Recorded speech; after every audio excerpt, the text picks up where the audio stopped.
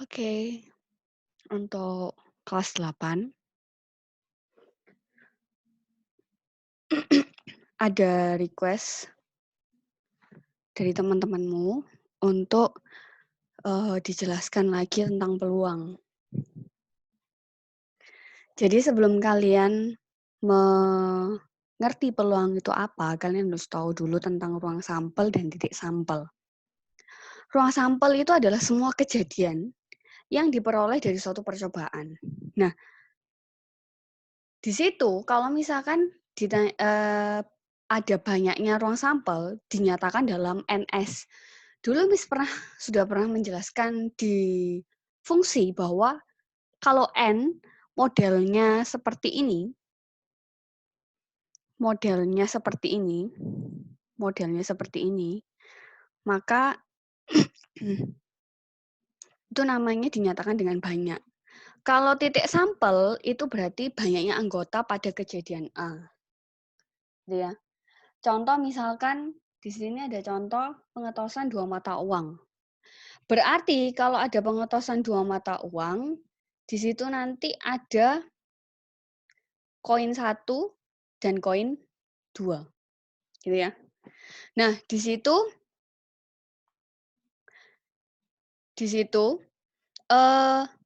koin 1 itu pasti ada sisi gambar, angka, dan gambar. Koin 2 ada sisi angka dan gambar juga. Nah, di sini Miss mau bikin diagram pohonnya. Otomatis kita menemukan ruang sampelnya AA, AG, ini GA, dan GG. Maka kalau misalkan ada dua koin,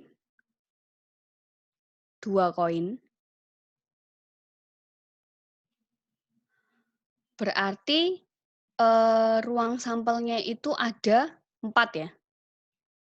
Nah, bagaimana kalau misalkan 3 koin? Ruang sampelnya ada berapa? 3 koin berarti ruang sampelnya ada. Kalau 3, Miss langsung jawab aja, ruang sampelnya ada 8. Gimana caranya, Miss? Kalau 2 koin berarti dia 2 pangkat 2. Kalau 3 koin 2 pangkat 3. Bagaimana kalau 4 koin? Kalau 4 koin berarti 2 pangkat 4. Sama dengan 16. Berarti kalau misalkan ada soal, contoh kemarin kayak ada soal di latihan peluang, di peluang 2 rasanya, yang Miss tahu. Latihan peluang 2, itu ruang sampel kalau misalkan ada pelemparan 4 koin, berarti ruang sampelnya ada 16. Jadi sudah paham ya, apa itu ruang sampel. Nah, kita lanjut ke titik sampel. Misalkan, di sini ada contoh, jika yang muncul yang muncul itu paling sedikit 1 gambar. Jika yang muncul paling sedikit 1 gambar. 1 gambar ya. Paling sedikit 1 gambar. Berarti kalau 2 boleh. Berarti titik sampelnya dilihat dari ruang sampel ini berarti AG, GA, dan GG. Betul ya? Berarti titik sampelnya ada 3. Nah, kalian sudah paham kan antara ruang sampel dan titik sampel. Oke, selanjutnya kita akan membahas tentang peluang suatu kejadian. Miss nggak akan menjelaskan rumusnya bagaimana kok bisa seperti itu karena kalian sudah pernah membahas di mathematics. Jadi Miss hanya membahas contoh soalnya di matematika itu kayak gimana. Contoh misalkan 3 uang logam ditos bersama-sama. Tentukan peluang kejadian jika yang muncul 3 gambar. Berarti sebelum kita mengetahui peluangnya, kita cari dulu ruang sampelnya. Caranya bagaimana? Kita pakai dengan diagram pohon. Jadi ini misalkan koin yang pertama, ini koin yang kedua, ini koin yang ketiga.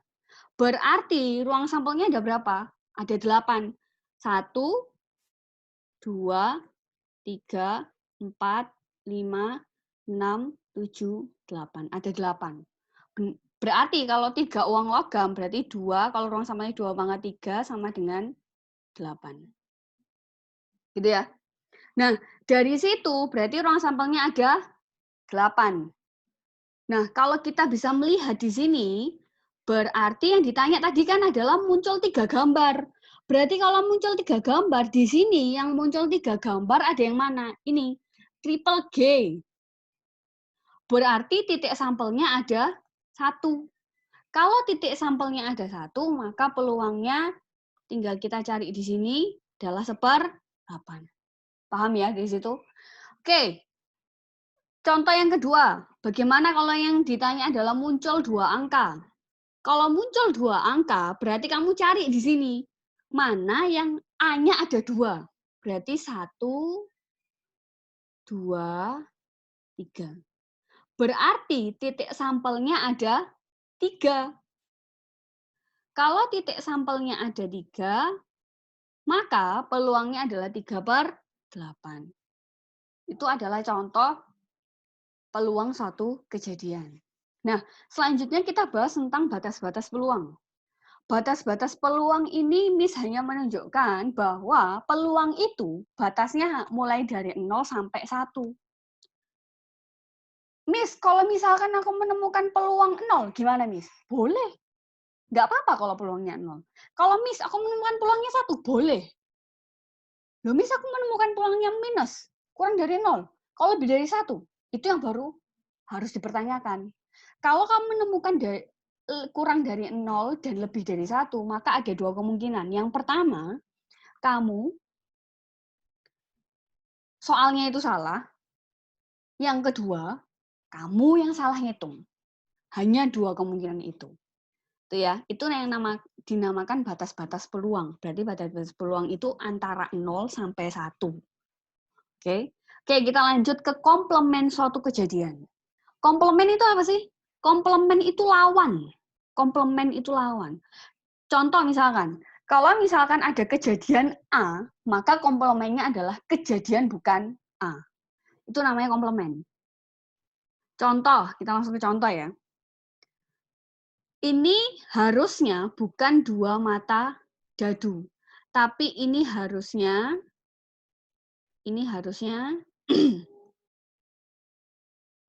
1 dadu,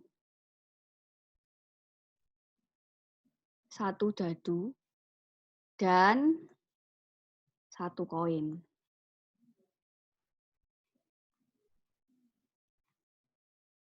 Nah, jadi kalau misalkan kita ngelempar 1 dadu dan 1 koin secara bersama-sama, peluang munculnya dadu pertama bukan bermata. Peluang muncul dadu pertama bukan bermata 3. Peluang muncul dadu pertama bukan bermata 3. Berarti kita cari dulu. Ini ada kata bukan di sini. Berarti kita cari dulu berapakah peluang dari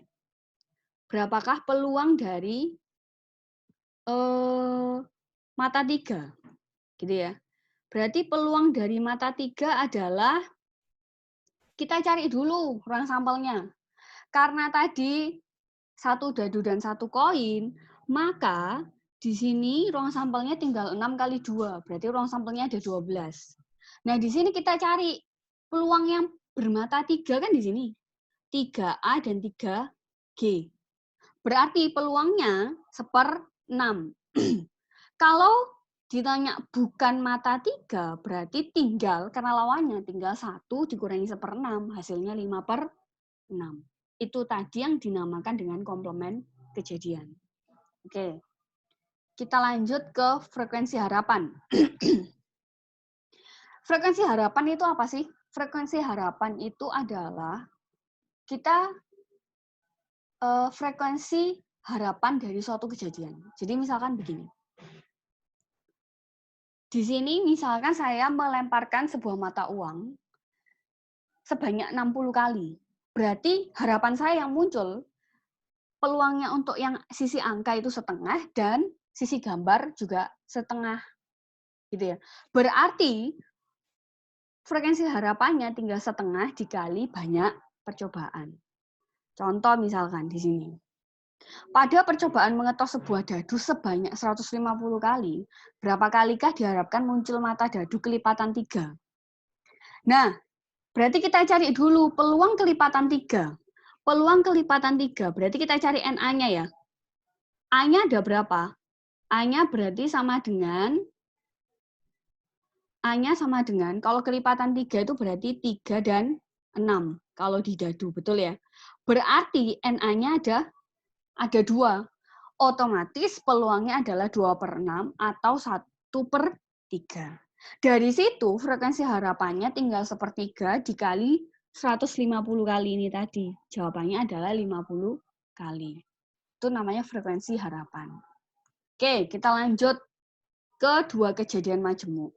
Nah, ini temenmu yang masih bingung dengan kejadian majemuk. Kejadian majemuk itu ada 2. Kejadian majemuk saling lepas dan saling bebas. Oke, kita yang saya harus jelaskan dulu adalah kejadian majemuk, kejadian saling lepas dulu. Di sini kamu harus pahami dulu ya. Kalau yang kejadian saling lepas, kalau saling lepas berarti dia hubungannya dengan kata atau. Pahami bahwa kalau kejadian saling lepas itu berhubungan dengan kata atau. Contoh, pada pelemparan sebuah dadu 1 kali, berapakah peluang muncul mata dadu ganjil dan genap? Kita cek di sini. Saya misalkan A adalah yang muncul mata dadu ganjil. Berarti A-nya di sini 1, 3, dan 5. Kemudian yang B. Yang B muncul mata dadu genap. Berarti 2, 4, dan 6. Di sini kalau kita melihat bahwa dari A dan B, ini adakah angka yang sama anggotanya? Tidak ada.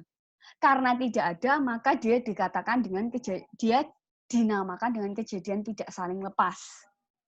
Nah, Miss, kalau misalkan peluang A atau B diapakan, Miss? Berarti kamu cari dulu. Peluangnya A ini berapa? Peluangnya A kan karena dia banyak titik sampelnya 3, makanya 3/6. 3/6. Miss, peluangnya B. Sama, karena 3 berarti juga 3/6. Dari sini, karena yang ditanya adalah peluang A atau B, maka ini tinggal ditambah. Jawabannya 1. Itu namanya kejadian saling lepas. Nah, bagaimana kalau misalkan kejadian tidak saling lepas, Miss? Contoh, pada pengetosan sebuah dadu 1 kali, berapakah peluang muncul mata dadu prima atau mata dadu ganjil? Di sini saya ambil A adalah muncul mata dadu prima. Berarti kalau mata dadu prima 2, 3, dan 5. Yang B, mata dadu ganjil. Berarti 1, 3, dan 5. Di sini, kenapa kok tidak saling lepas? Karena di A dan B ini ada anggota yang sama, yaitu 3 dan 5. Berarti ada berapa anggota yang memiliki ada berapa anggota yang memiliki berarti ada dua angka ya. Berarti ada 2 angka. Nah, karena tidak saling lepas, maka peluang A ini tadi, yaitu 3/6, betul ya? 3/6 ditambah 3/6 dikurangi dari peluang ini tadi. Peluang yang memiliki anggota persekutuan. Kan berarti kan ada 2. Berarti peluangnya ini 2/6.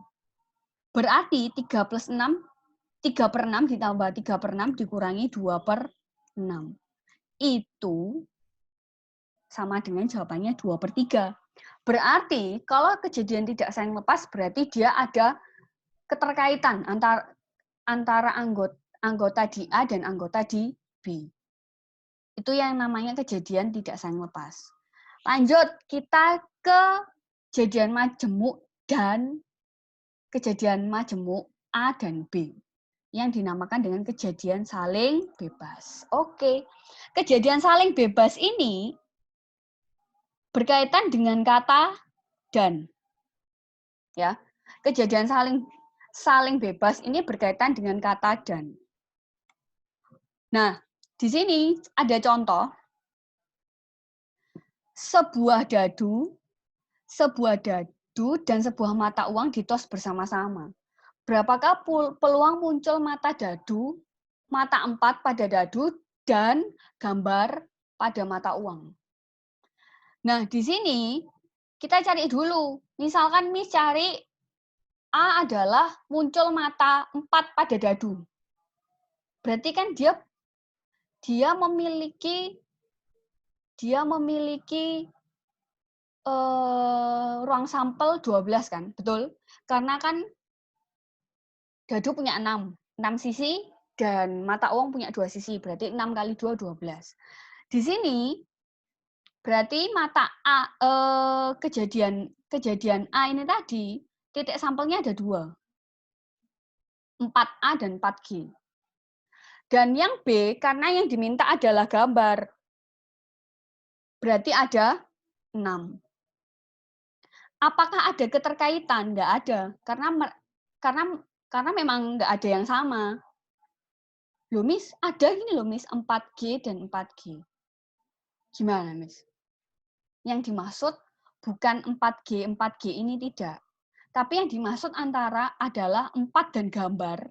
Ini kan tidak mempengaruhi. Itu loh yang dimaksud. Paham ya?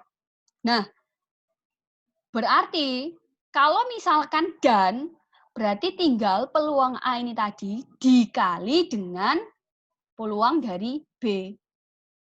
Ini. Jadi perbedaan antara dan atau, kalau atau itu ditambah, kalau dan itu dikalikan. Itu perbedaannya. Loh, Miss, kalau itu kan tadi saling bebas. Bagaimana kalau tidak saling bebas? Kalau tidak saling bebas, ini saya kasih contohnya. Misalkan 10 kartu bernomor 1 sampai 10 dikocok. Jika satu kartu diambil secara acak, berapakah peluang terambilnya kelipatan 2 dan 3? Nah, di sini berarti peluangnya bagaimana? Misalkan A adalah terambilnya kartu kelipatan 2 dan B kartu kelipatan 3. Di sini yang A kelipatan 2 berarti 2, 4, 6, 8, 10. Kalau yang B karena kelipatan 3, 3, 6, dan 9. Loh, Miss, ada yang sama? Betul, ada yang sama. Karena kelipatan 2 dan 3 ini saling ada hubungannya. Hubungannya di mana? Karena 2 dan 3, dia memiliki kelipatan 6. Betul ya? Jadi KPK-nya 2 dan 3 itu 6. Otomatis ada pengaruhnya di sini. Jawabannya bagaimana, Miss? Kalau A dan B. Nah, di sini kamu cuma cukup nyari yang sama, peluang yang sama, berarti kan 1 per 10. Gitu aja. Kamu nyari yang sama aja, peluang dari yang sama. Berarti karena cuma ada satu angka, berarti NA-nya adalah 1.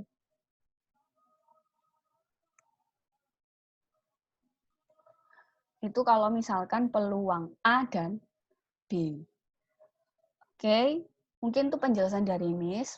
Mungkin ada yang mau ditanyakan, silahkan. Silahkan tanya di kolom komentar. Udah ya? Terima kasih.